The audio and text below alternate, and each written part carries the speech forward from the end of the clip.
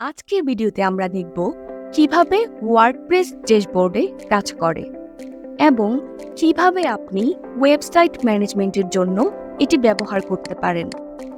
Dashboard হলো সেই জায়গা যেখানে ওয়েবসাইট কাস্টমাইজ, কন্টেন্ট পোস্ট এবং সব ধরনের সেটিংস ম্যানেজ করা যায়।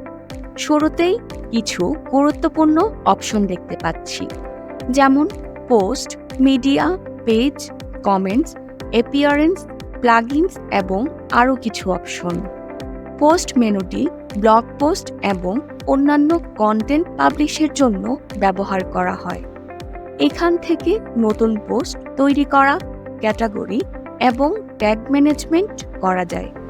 মিডিয়া মেনুটি ইমেজ, ভিডিও এবং অন্যান্য ফাইল ম্যানেজ করতে ব্যবহার করা হয়। এছাড়াও এখানে আপনি ওয়েবসাইটের প্রয়োজনীয় সকল মিডিয়া ফাইল আপলোড এবং সেভ করতে পারবেন।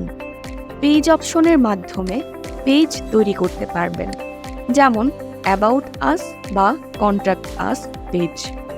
আর কমেন্ট অপশন দিয়ে ওয়েবসাইটে আসা সকল কমেন্ট রিভিউ ও মডারেট করতে পারবেন।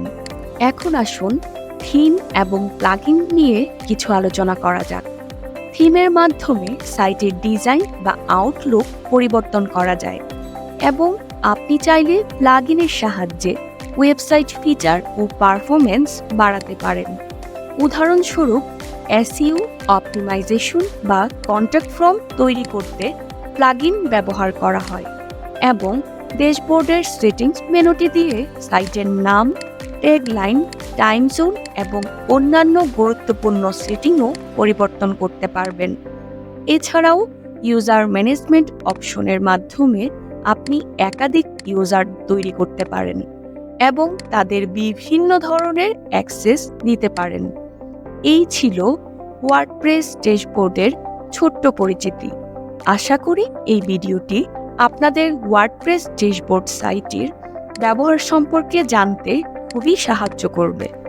যদি ওয়ার্ডপ্রেস সম্পর্কে আরও জানতে চান তাহলে অবশ্যই লাইক, কমেন্ট এবং আমাদের বাংলা টিউটর চ্যানেলটি সাবস্ক্রাইব করুন।